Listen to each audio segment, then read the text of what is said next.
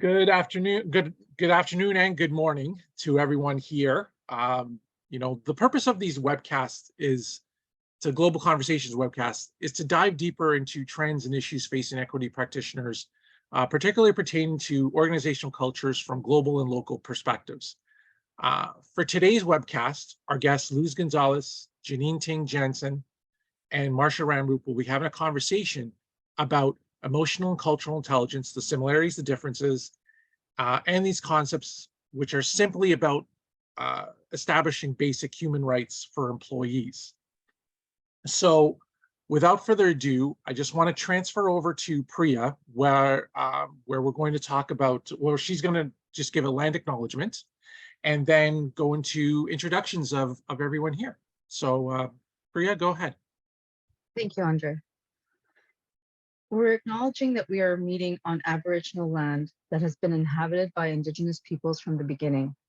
As settlers, we're grateful for the opportunity to meet here, and we thank all the generations of people who have taken care of this land for thousands of years. As we gather here today, there have been Aboriginal peoples who have been the stewards of this place. In particular, we acknowledge the traditional territory of the Haudenosaunee and Anishinaabe. This territory is covered by the Upper Canada Treaties. We recognize and deeply appreciate their historic connection to this place. I also recognize the contributions of Métis, Inuit, and other Indigenous peoples have made both in shaping and strengthening this community, in particular in our province and country as a whole.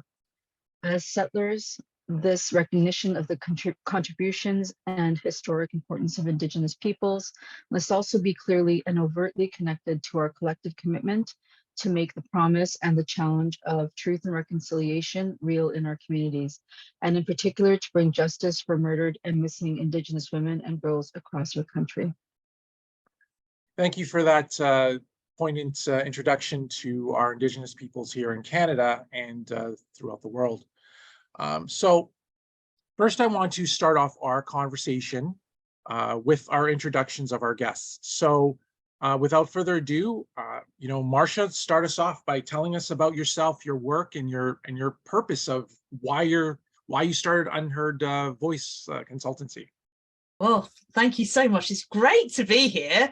I join you from the Midlands in the UK, Derby, Derbyshire, the land of Pride and Prejudice, if you have seen that. And why am I in inclusion work? Really, really good question, because I had a 30-year career in broadcasting before I went full pelt into sort of full-time inclusion work, if you like. And I'd been for a job interview, which I didn't get. And I had impressed one of the panelists, and he asked to meet me for a coffee. And I thought, yeah, okay, great, could lead to something else. So I went for this coffee with this editor. And I was trying to explain to him how I thought it was really important that when we were doing our journalism, when we were trying to run our radio stations and produce our news, that we went into communities and really listened to those voices, to those communities. Everyone has to pay their BBC licence fee in the UK. So why aren't we properly representing them? Why aren't we really listening to their stories the way they went on told? And I said to him really passionately, I said, we need to give the unheard voice a place to speak. And he said, that's a really good line. And I said, that it's not a line, it's what I believe. But having articulated it in that way, I realized that actually that's what I had always believed and what I'd always worked on. And what I'd always tried to bring is this idea that what certain individuals in newsrooms decided was the news. It wasn't necessarily the news for everybody. What was important to different people in different perspectives is really, really crucial. So I started to develop lots of different things, including work around cultural intelligence, and try to bring that into inclusive reporting and how we approached our audiences. And then found that my expertise was required outside of that organisation. So I started my little side hustle, Unheard Voice, 5 years ago. And with, it was really clear I was always going to call it Unheard Voice. As soon as someone said to me, oh, if you set up on your own, I'll hire you. And the tagline, there it is, giving the unheard voice a place to speak, up above my left shoulder. And yeah, so that's what I do. And I went into the built environment sector very particularly because I really felt that if I could influence the creation of inclusive spaces, I could influence the creation of inclusive society. So the built environment and engineering are really fundamental to how we interact with each other. So I really sort of were concentrating on those two sectors in order to bring about the change we all want to see. And I could take up the whole podcast just talking about me, but I realize there are a couple of other people here as well. No, that's great. I mean, the thing is, what I would be remiss to say is, a couple of things is, having my initial background in urban planning, that's where we kind of have that connection in that perspective in terms of built environments. And now, both of us moving into this space.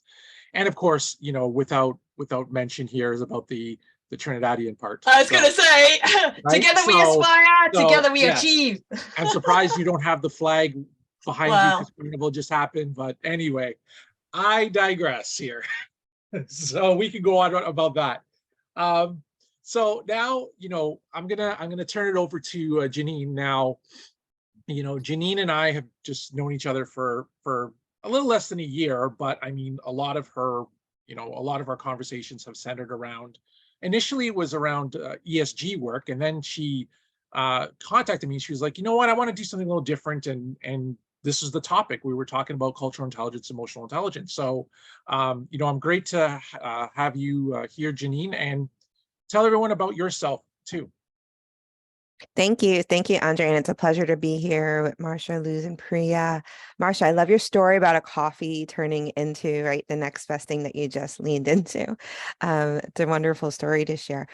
For me, I like to use the phrase unapologetically ambicultural, and I use that word as an American-born third gen here in America because I identify fully as being Mexican and Chinese. Both my parents have Mexican and Chinese heritage, both of them. And there's a really fascinating thing that happens to me when I meet people because they ask where I'm from. I say I'm from New York, and we go down this rabbit hole, and it turns into this really curious of how can your parents be both, and oh, your grandparents are both. So when I navigate through this, it becomes this well, why is this important and relevant? I see Marsha laughing to the conversation. And this happens to me a lot. But turning that into the story of me going to college, the first to go to college in my family, getting my master's. I actually did my master's, one of my papers on the Trinidadian story. So a time for another day on that, because we did the reverse minority conversation about what that looks like. And we actually went there in person and did the study. And it was really fascinating from a disparities perspective of what that looks like. So that's me in my master's program. But it evolved to me to landing in law firms and finance and now pharmaceuticals, navigating the diversity space as both an HR professional, diversity manager, and now being a global lead for diversity at a company. So all of those things come into play with the lived experience I have. So leading to this conversation, I think it's really important to acknowledge where people are. And it's really difficult to do so without having some kind of baseline. And I think CQ, EQ, these assessments that we look at, they help begin the conversation. They're not the solution, but they get us started in a place where we can all see where we are meeting each other and going from there. So that's where I like to focus this work and really being honest about learning about other cultures that are not my own, where my experience is unique to myself. I'm also a mom of 3 kids, and having to really coach them and guide them through life as someone who looks different, right? That's my next wonderful goal in my life. So pulling all that together to say that this is something there, it's just constant in my life from both an academic and professional and personal piece. And however I can share that conversation to really advance allyship in the space, understanding and changing lived experiences. That's what I'm here for. So thanks, Andre, for inviting me. I'm looking forward to digging deeper into this.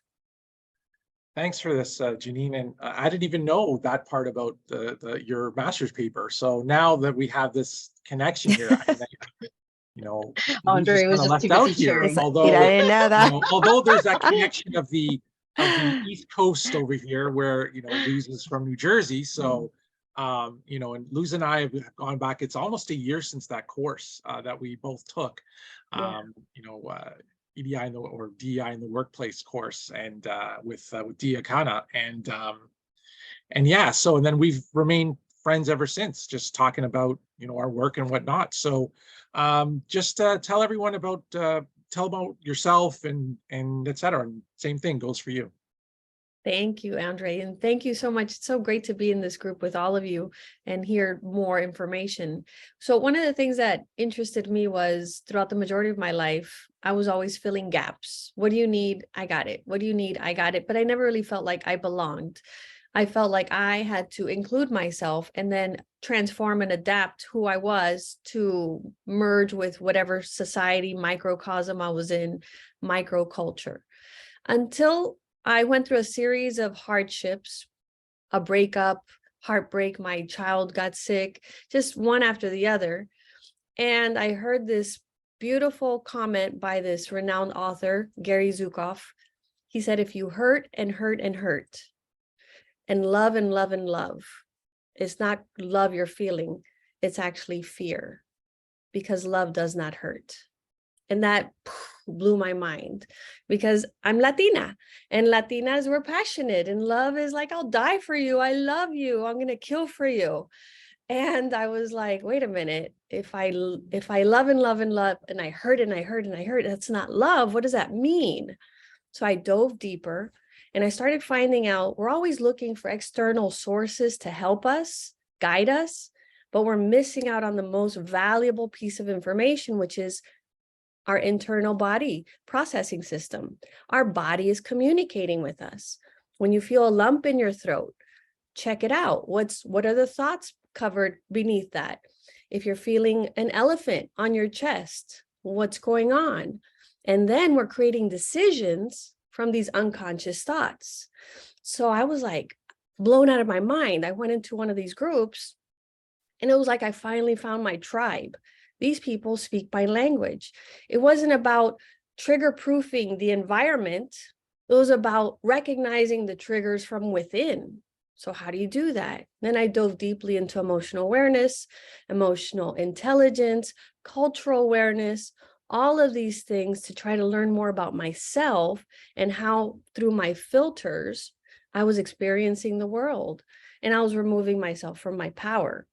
So with that, I went back to college, and then I realized I could coach women. I started coaching women in 2016, and I've been very attracted to entrepreneurs, that entity of individual who is a risk taker, but a risk taker with, boundaries, because you have to make money. And then I started my own business called EQ Refined, because I realized professors are putting people into teams, organizations are putting people into teams, but people don't know their own intrinsic self. They don't know their strengths. They don't know their weaknesses. There's that introvert that doesn't know how to participate. There's the alpha energy that is like domineering. There's groupthink. And every team, every group of people has this. Now, if we all know how to start learning our own self, our own needs, or how we read our unconscious biases, then how can we contribute with a new sense of integrity, with a new sense of intention, and moving forward without blame or victimization? So that's where my strive is to go towards. I go to organizations, I give trainings, keynote speaking on emotional intelligence, on inclusive language, on leadership. And I've been very excited because this is all about belonging and inclusion. Oh, that was a great story to hear, actually, from all of you.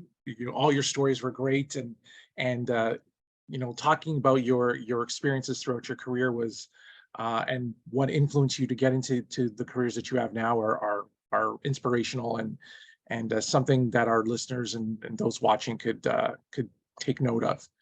So let's start the conversation. I mean, look, we talked about belonging and unconscious bias and whatnot. And what I'm hearing from initially is this introspection aspect of it.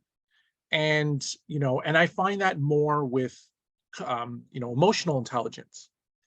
something that Daniel Goleman had talked about, you know, in his books, in his book and whatnot. And yet, you know, we find that there's differences and similarities with cultural intelligence and emotional intelligence. And I'm actually just what I call myself as a student of cultural intelligence.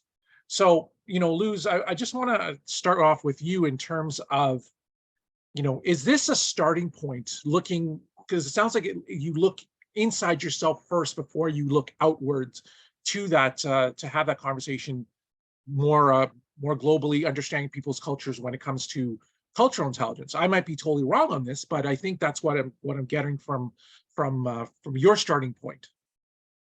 Yes, totally. It's all starts from within. We've lived in a culture where everything is external. The way I'm feeling is based on what someone said, based on how the day is going. But it's, if you go internally, you start looking on how can I reshape this? If you look at the definitions of growth mindset, of curiosity, all of that has a root foundation in internal search, supporting yourself, equilibrium from within. I have a very simple analogy. When I'm at the dentist and they're doing something in there that I'm like not happy with, I realize I stopped breathing. And I learned this in yoga. When you want to connect your body, mind, and your spirit, it's about flow, it's about breath. And that's all internal. So when this dentist is in my mouth and I'm like, ow, pain, I realize I'm not in my breath. So when I become in my breath, I had to first realize it. And then when I'm in my breath, I don't feel the pain like before, because now my focus is on breath. So how is it if we could focus an equilibrium and bring equilibrium into ourselves first by focusing on breath? And I want to bring up a McKinsey study that talked about the 5 levels of awareness. It's called they called it dual awareness, external and internal. But it really breaks down awareness into 5 different levels. In the very first level, I was talking to a colleague. She's like, where am I? I said, you're on the first level. You're unaware. If you can't hold breath for 2 minutes, then what else are you living reactively? Where else are you putting out fires in your life? So yeah, in my opinion, it starts with self-assessment. And Marsha, your thoughts, especially given the fact that we talk about those internal factors, and is this a starting point, like I said, of looking at us as professionals working in this space, or is there something more that we should be adding to this? No, I absolutely agree that it starts with self. And the thing about what I say about cultural intelligence is that the language of cultural intelligence is not confrontational, but the level of introspection required can be uncomfortable. And it is about introspection, because being inclusive behaviors is not about other people and their characteristics. It's about yourself, your team, your organization, and its behaviors. And so needing to hold up the mirror and do that piece of introspection is absolutely crucial. It's where it starts.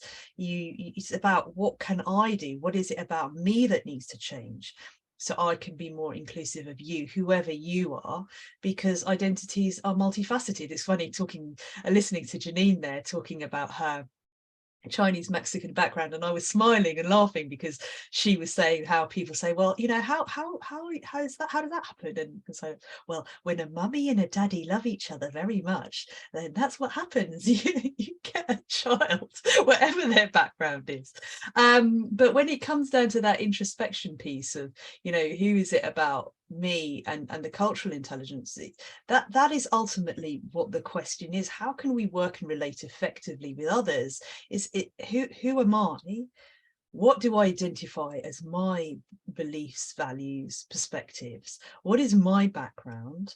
And when I understand where I'm coming from, I can then appreciate the gap that may exist between me and those and others who may have a different background, perspective, value, and understanding that what's acceptable and familiar to me may not be acceptable and familiar to you. That doesn't mean that either of us are necessarily right or wrong. It's just a different perspective. And understanding what that different perspective is does take some work, because it can feel wrong. You know, I believe this and you believe that, and, you know, how can the twain meet, right? So I like to use the analogy of a coin, where when it comes to different perspectives and doing that introspective piece of work, when you look at a coin sort of face on, it's like you can see a circle, but when you look at its side on, it's a line. And you know, I could be saying circle and they could be saying line, but if you just take the smallest of shifts, you realize actually you can be looking at the same thing. So it's trying to find those points where you are looking at the same thing, so you can have that conversation. But it starts from, who am I? What do I believe? How do I feel? What are my emotions? What are my backgrounds? How does that influence who I am? And so there is a huge piece of self-awareness there. But the cultural intelligence piece is recognizing that when other people feel or act differently, it isn't just about your emotions. There could be a different layer of understanding around how that's interpreted and how that's played out that is answerable through culture. And Janine, anything to add to that? I mean, you touched upon it. Well, we've touched upon it a lot here, but I'm sure there's a lot you can add to this. You know, I love Luz and Marsha's approach with this, right? Because there's so many different ways to really share how we go down this path. And I think one of the common pieces that's showing up is what I like to focus on is self-confidence, right? To have the self-confidence to share your uniqueness in the workplace. And part of that is really exploring with yourself what you're willing to share, right? Because when you can look yourself in the mirror, explore what you're willing to share, you're really signaling to others how you would like to be treated, right? Because we want to make sure we're moving away from treating everyone the same, right? Treating how you know you would like to be treated. It's how the person in front of you wants to be treated. And the only way we can do that is to really understand that person, embrace the uniqueness of who they are, and really walk in their lived experience and kind of try that on to walk next to them. Right. So the self-confidence for yourself, having bravery to learn about things you don't know about, having courage to learn about things, that's where we all evolve, because our lived experience is unique and it's not something to be shied away from. But we're taught to assimilate, we're taught to really adapt, to go along to get along, to really just be in commonality with one another. The fact that we could all be parents, right? The fact that we can all live within a certain range of a hometown. And we're like, wow, we have this in common. And then we land there. But really getting away from that to, wow, this is how I'm different, and explaining to people your difference and really being brave about it. That's where we start to get to the differences of opinion being welcomed at the table. So from a business perspective, that really drives different, different decisions, because the journey to get there is harder, and it is hard work. When Luz was talking before about these different levels, I was thinking of the cultural assessment I use, the IDI, Intercultural Development Inventory. They also have 5 levels, going from denial to adaptation, and thinking about where you are and where you think you are. That's a piece of that philosophy, but it kind of comes back to that, what is your lived experience and your learning, but also what are you willing to share of yourself? So I think all of these pieces are important for anyone to consider as they evolve in understanding their CQ and EQ. Thanks for that. I'm listening to your conversation, Janine, about those 5 steps and whatnot, and all of us talking about introspection. But as I was doing some research into this topic, or these topics, if you will, and for me, I'm like a fan of Adam Grant, and Adam Grant, the organizational psychologist out of I forget which university it is now, but one of the things that he talked about in his book, Think Again, and he's written in the past about where he's had a problem with emotional intelligence, and it has to do with control. I know in one of his blogs he referred to some leaders who use it as control and use it as something to change the narrative, and it's not really emotionally intelligent, really. I mean, it's just it has a dark side, and they rob us of capacities of reason. So for anyone, I mean, Luz, you're the one who really hones in on emotional intelligence. So what would you say to Adam Grant about this? And for the both of you, what would you say to him about that as well? Like, so that's something I'm curious to hear. I thought that was an interesting statement, because with anything, you can have a level of manipulation. So for example, I could offer you a cup of water. Am I offering you the cup of water because I think you're thirsty and you might want some? Or am I offering you a cup of water so that you can see that I'm on your side? You can start to like me and I can start to get some favors, or maybe this could be transactional. Now you owe me something.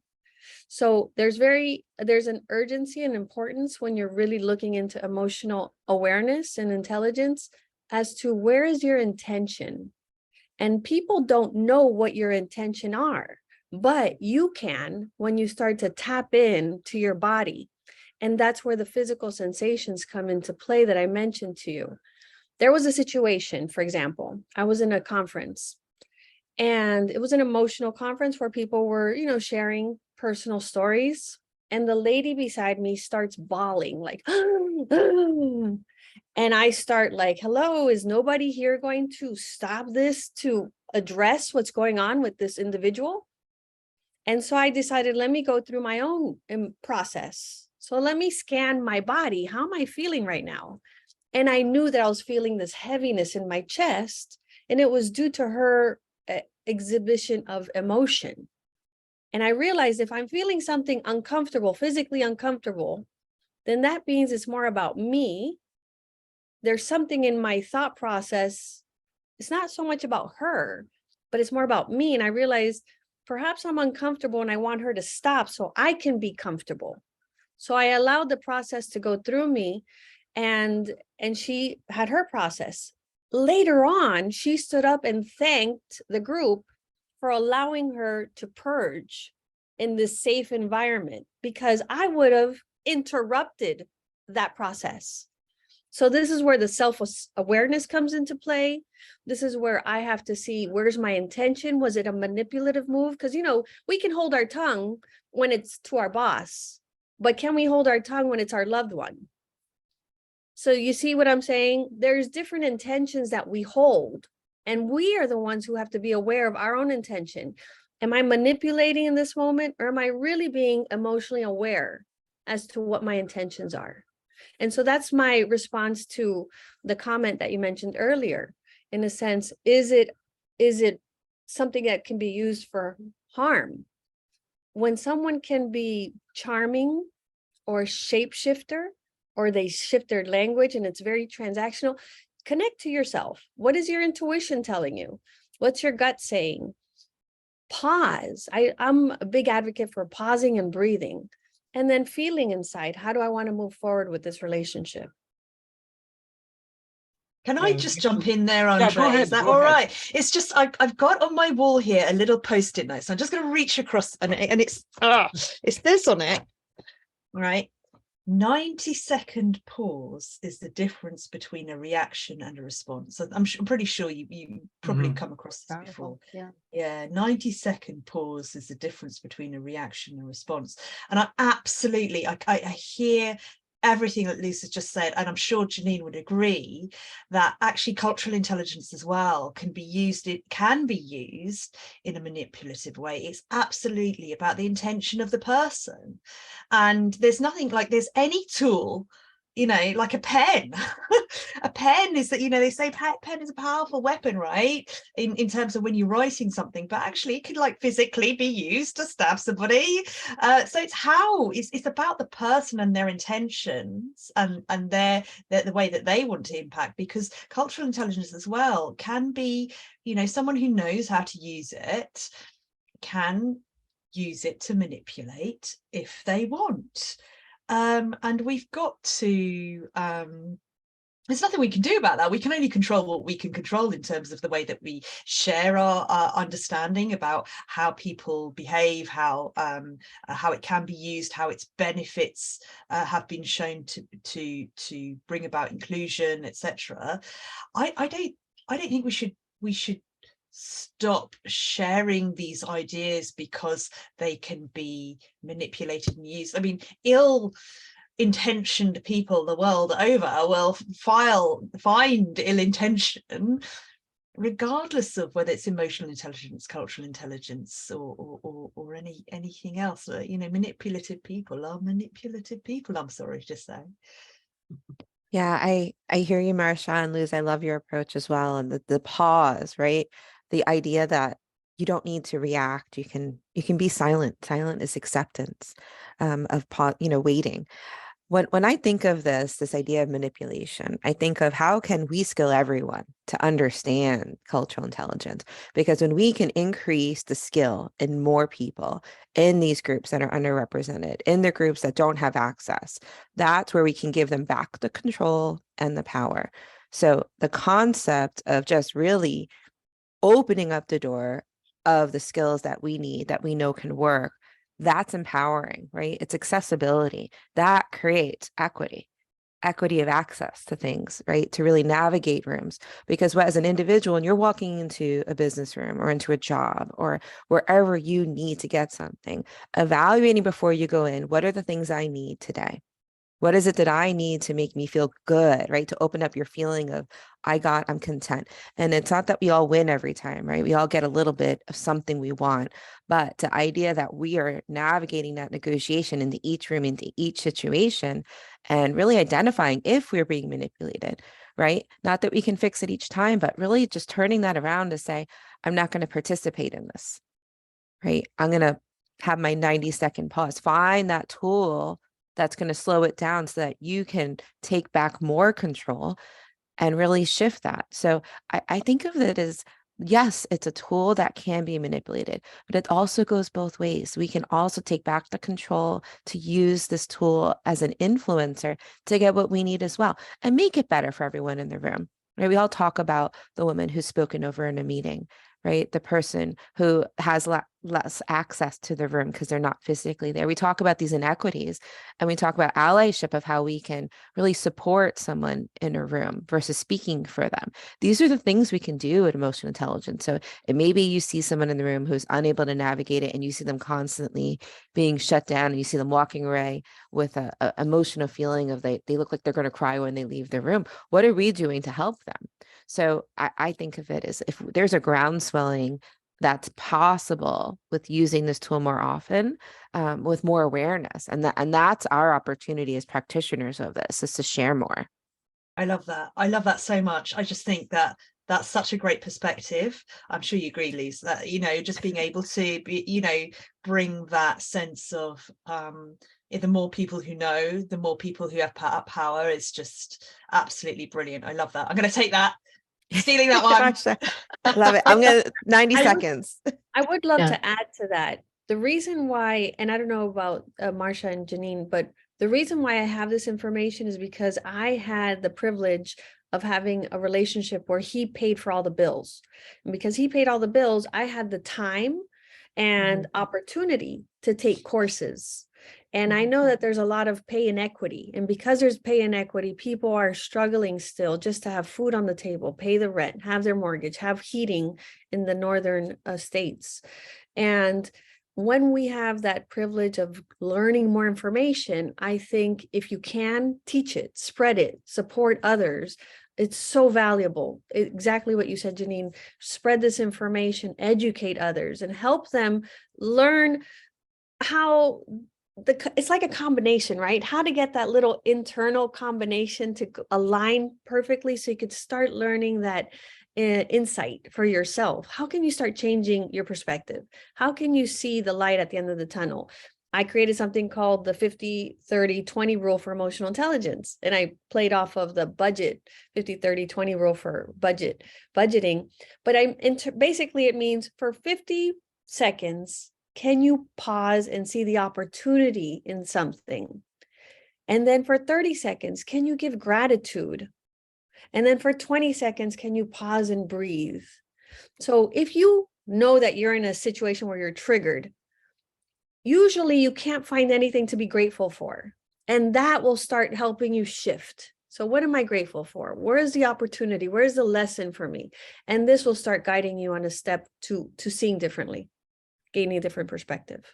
There's a great book by I don't know if you know it, by Nathan Fern-Suzanne called The Upside of Uncertainty. And it's very much about that sort of when you're uncertain, when you're feeling like you don't know what's going to come next, you feel stressed, and I think when that sort of stress and pressure builds up, you kind of get into these spiraling moments, but trying to reframe and reposition, and taking those 100 seconds sounds like a really good way of being able to find the possibility and the upside in uncertainty as well. So great tip. This conversation has just been quite powerful in recognizing, for me, in terms of emotional intelligence really being at the core, and having that self-awareness and being able to spread that is so key. But in that vein, when we're talking about spreading that and educating other people, which is so powerful, just taking it for like our local and global organizations, we recognize that they're becoming, more multicultural, and they're becoming more diverse, and in terms of talent and skills. How can we take, how can leaders take that in terms of learning cultural intelligence and taking that and moving forward with that? How can they use that for learning? Yeah, Priya, if I can jump in there, because I'm currently in a situation where 80% of the company is outside the US and 20% is in the US.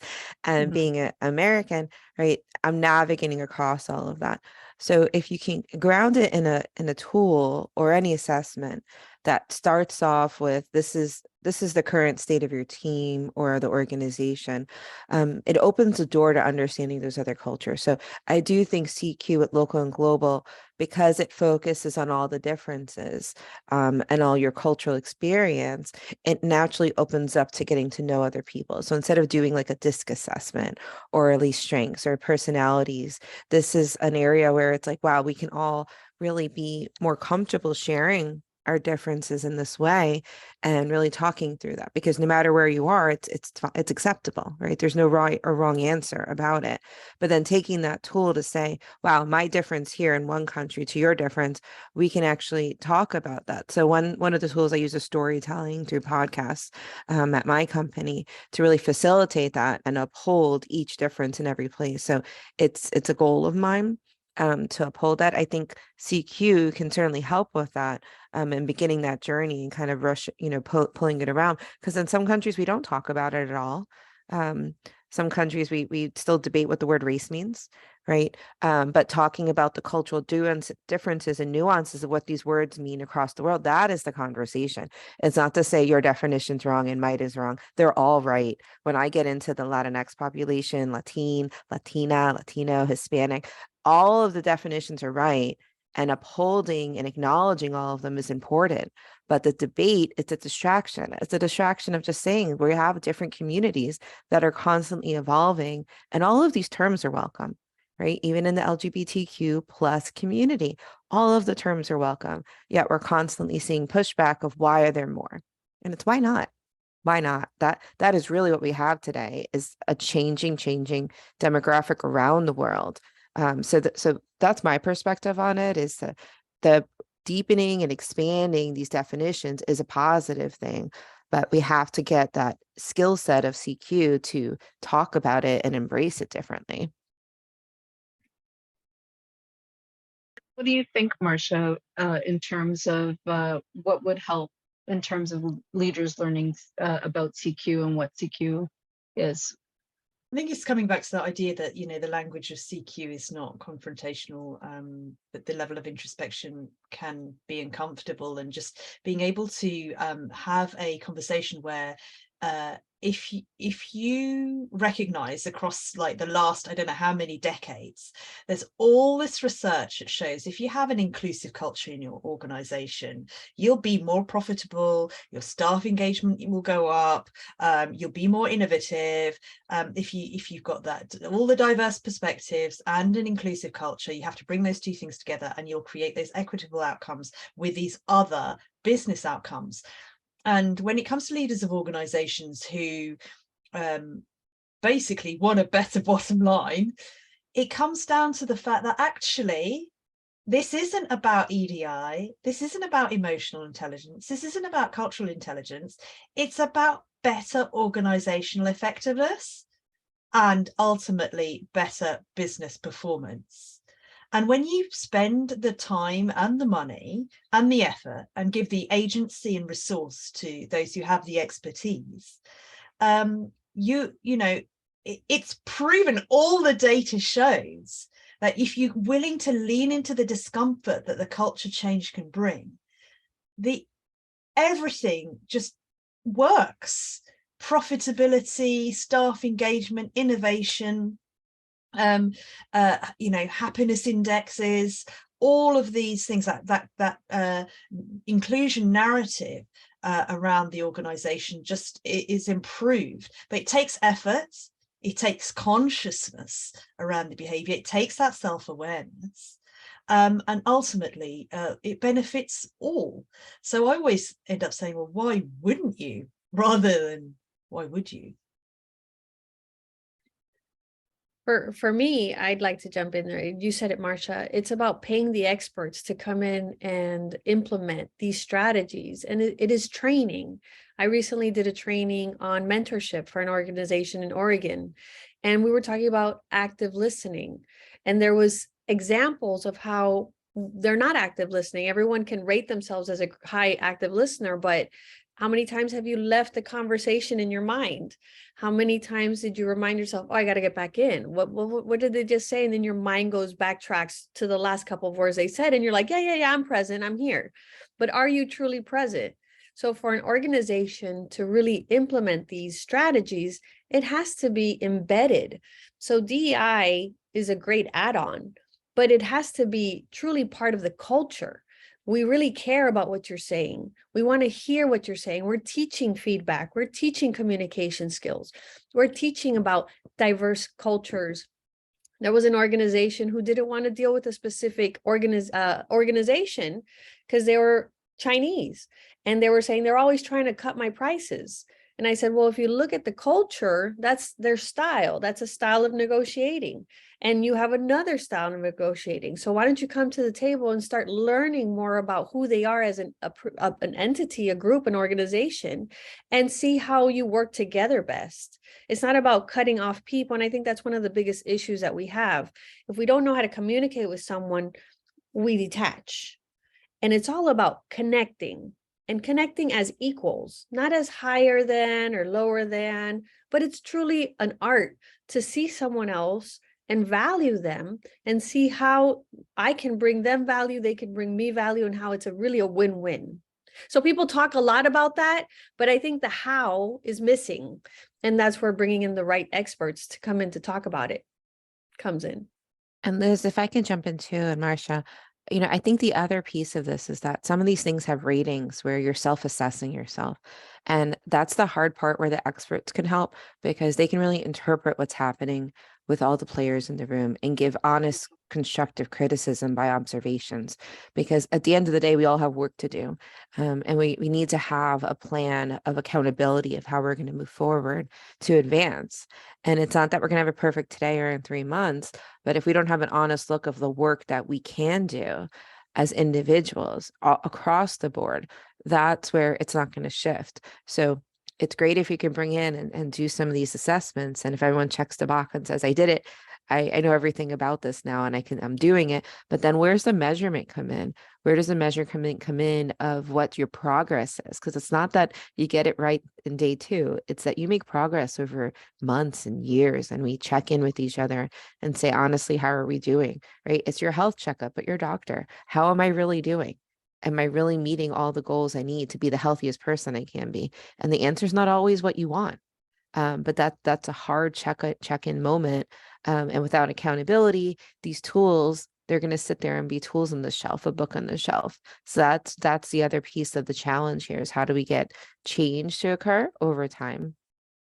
I just want to sort of just quickly say that, Luz, in response to your active listening piece, I want to ensure you that at no point during this conversation have I ever tuned out. I've been constantly actively listening the whole time. Promise. Promise. You just had to prove that point. We're witnessing, we're seeing us, Marsha, Students don't of worry. activism. I just wanted to just quickly go back to the point around really embedding this into the culture of an organization, and you know, really having that piece there, and that it's part of the culture.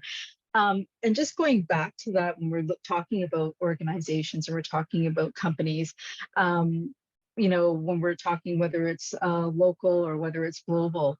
And, you know, we've had the conversation about the importance about EQ and how that is really at the core. You know, we've talked a lot about self-awareness, and we've talked a lot about having that piece be really important and very present.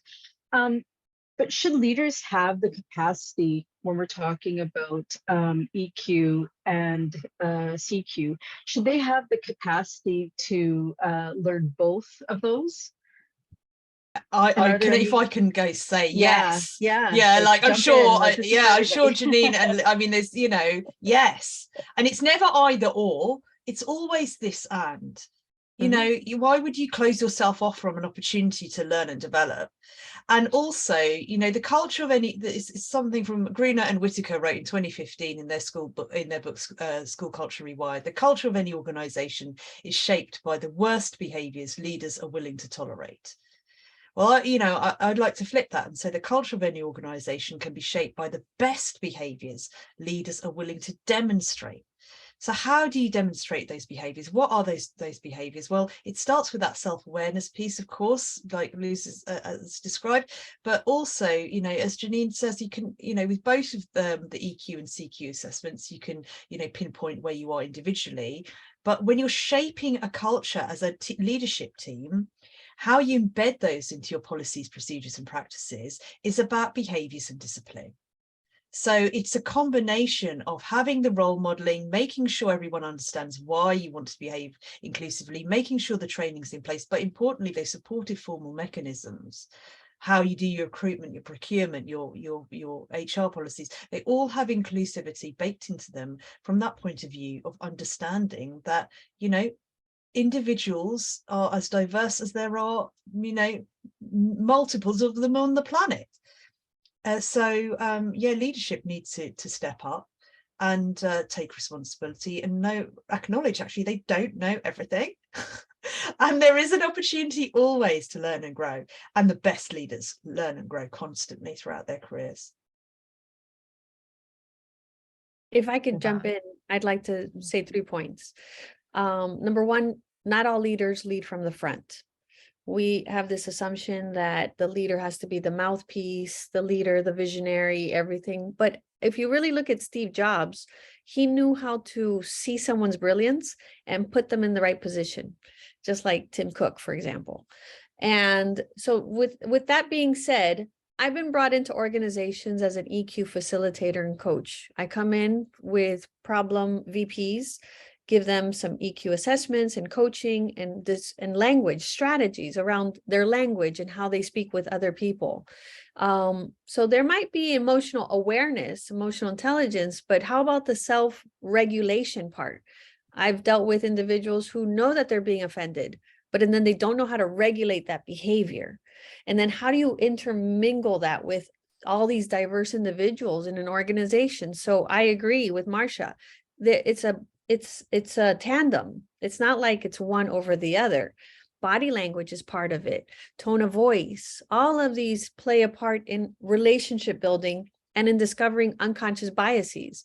If I'm ready to discover how I interact with you, how my past experiences come into play in this space, and people say my truth, but I realize it's not my truth, it's my experience from a part of me that could have been a filter. And so that could also be in your space, a filtered experience. How do we overcome this with the emotional intelligence and cultural intelligence, and then come together again at an even playing field where we don't want that to mess, like create carnage. We really want to get the most out of people. And so for a leader to help his organization really thrive and have a competitive advantage, it's just beneficial. Luz, I'll just add like the one other piece here is I love when leaders come to me and ask me for these tools because it really just shows that open mindset, right? So to me, I'm leading from behind too. It's saying, okay, here's what I would do. You open, and then I'll jump in. I'll jump in with the skill and walking it through.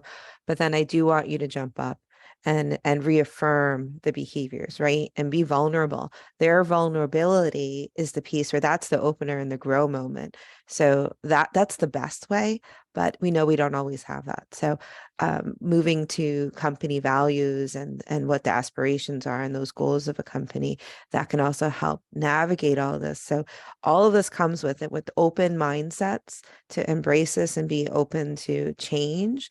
That's really where we're all going to grow. So I love it when I hear people asking for what else can we do? What else can we learn? What can we get to know of each other to make it more impactful? And I think that's where CQ and EQ, they can really shine with those leaders, really just being willing to be vulnerable. Yeah, and I'm hearing this, and just before we close, it reminded me of a situation recently where, I raised the fact that we need to start thinking about cultural intelligence in a bureaucratic public sector organization, and they're, a lot of them are, as within those areas, they're very resistant to change, want to remain with the status quo, and cultural intelligence is not even something that's there, even though they serve a population of millions of people, millions of different cultures, and not fully understanding, especially given the fact that, in Canada, there's a plan to have, I believe it's like, 5 million new immigrants to the country in the next 10 years or something. So it's understanding those cultures and incorporating them into the organization and having them feel comfortable, but also having the vulnerability to feel uncomfortable in the sense that you're learning about them and not being taken aback by their differences in a handshake or their speech or et cetera. So like you said, Luz, it's not about necessarily about the title of having a leader or leading from the front. People can lead from the back, and it's not even just about that. It's just more about taking that responsibility, and that's where we're learning about this. And now that we can tack on cultural intelligence to this conversation, and I appreciate all that's been said today, and what, I've learned a lot from all of you, and I can speak on behalf of Priya for that as well. So thank you for this conversation. It was really great. And I just want to close by just finding out, where people can find you. So Marsha, where can people find you? So I'm on LinkedIn at Marsha Ramroop and unheardvoice.co.uk. And Janine? Janine Ting-Jansen, you can find me on LinkedIn. Use all 3 names to find me. And I'm really happy to connect and share any of these learnings. Thank you. And Luz. I'm also on LinkedIn. You could find me Luz Gonzalez, Luz-EQ Refined. And I'm also on Instagram, EQ with Luz, L-U-Z. And my website, eqrefined.com. All right, that's a wrap, and I appreciate all that's been discussed today. And thanks again, everyone. Thanks, Andre. Bye. Thanks, Marsha, Luz. Everyone.